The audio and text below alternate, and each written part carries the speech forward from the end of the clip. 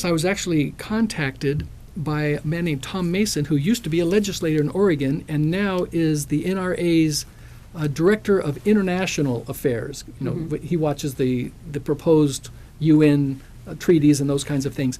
And he called and talked to me for about a half an hour after a number of people sent the newsletter to him. Mm-hmm. And he said, this is really a good idea because it doesn't cost anything.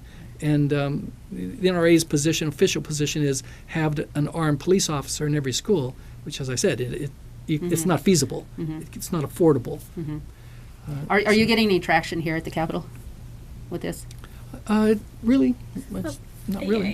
The same group of people supporting most any other pro-Second Amendment things, I'm sure, would be in support. And then so you have the usual characters who aren't. So you have the majority of the Democrats that don't like anything you come up with, typically, and then...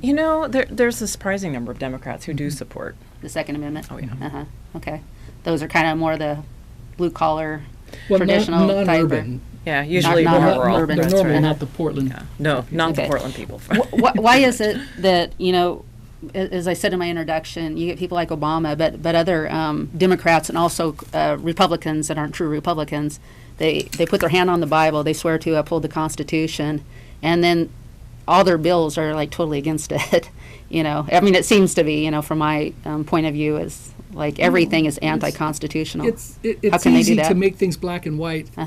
It was easier when I was 25 because everything was just either one way or the other. But having been in the legislature now, at least as far as I'm concerned, I'm less likely to judge other people's motives because they believe that what they're doing is right. They'll say, well, the Constitution is a living document, and that when you had muskets, that's one thing, but when you got AR-15s and large clips, and we regulate machine guns. Why shouldn't we regulate others? And so they have an argument.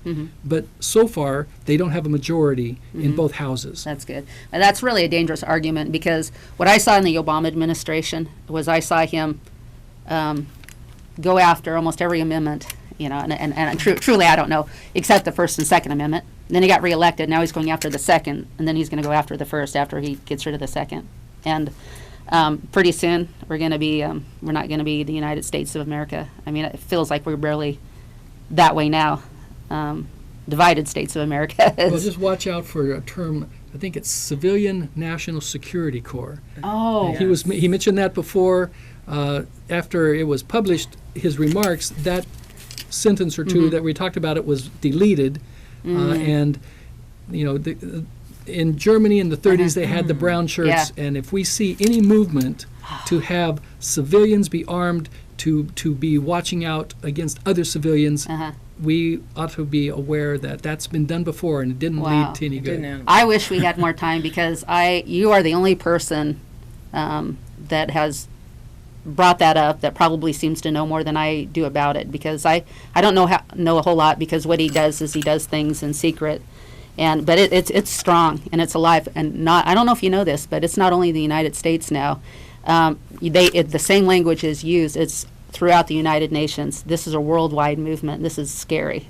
So we're not just talking about Nazis in Germany. We're talking about a whole new civilian police force throughout the world, dictated by Obama and his UN friends. New World Order friends. Yeah, I'm here from the government, and I'm here to help you. Yeah. No, I'm here to protect you. Yeah.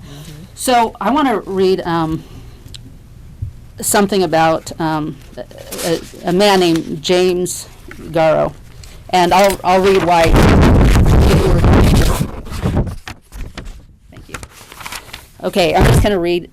Oh, my mic's there. Okay, I better not cover that. Garrow was nominated 3 years ago for the prestigious Nobel Peace Prize and is the founder of the Pink Pagoda Girls, an organization dedicated to rescuing baby girls from genocide in China. I have just been informed by a former senior military leader that Obama is using a new litmus test in determining who will stay and who must go in his military leaders. The new litmus test of leadership in the military is if they will fire on U.S. citizens or not. Those who will not are being removed. It also follows reports on Sunday that General James Mattis, head of the United States Central Command, is being told to vacate his office several months earlier than planned. Concerns over U.S. troops being given orders to fire on American citizens in the event of mass gun confiscation first arose in 1985 when hundreds of Marines in the 29 Palms, California, were given a survey which asked the Marines if they would fire upon U.S. citizens who refuse or resist confiscation of firearms banned by the United States government. Given that Second Amendment advocates are now being depicted as dangerous terrorists by the federal government and new local law enforcement, Garrow's claim is sure to stroke controversy, given that Americans are seeing their gun rights eviscerated while the federal government itself stockpile billions of bullets. And this is a short version of a lot of other things going on. Are you aware of this happening, and is this something that's being talked about? There are a lot of rumors that fly around. It's hard to know what is really happening. I mean, because sometimes there are stories that... I've read it elsewhere, that it is happening. I've heard.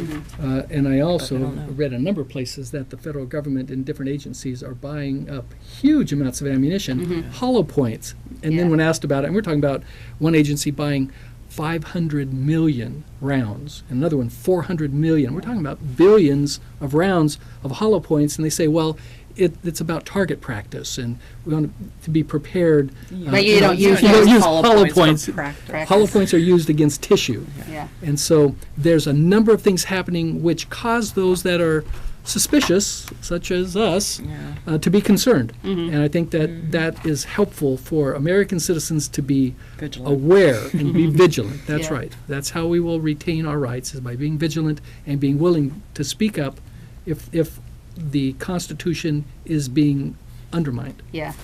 We have to keep every single one of our amendments and not let it be a living, breathing document, because that's how tyranny, continues. And I want to just mention one more thing, and we don't really have much time, but Reuters reports that within hours of securing his reelection, President Obama ordered the U.S. United Nations delegations to vote in favor of UN proposal to fast track an international gun control treaty.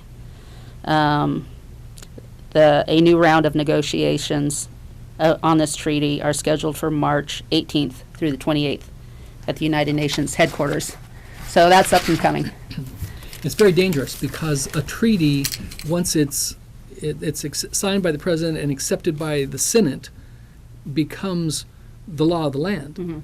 And this, we should not allow any kind of an end run to have our Constitution circumvented. If there's going to be a change in the Second Amendment, it ought to be faced head up. See if you get 37 states to agree to it and amend the Constitution, but don't do it by subtle device and manipulation. Yeah.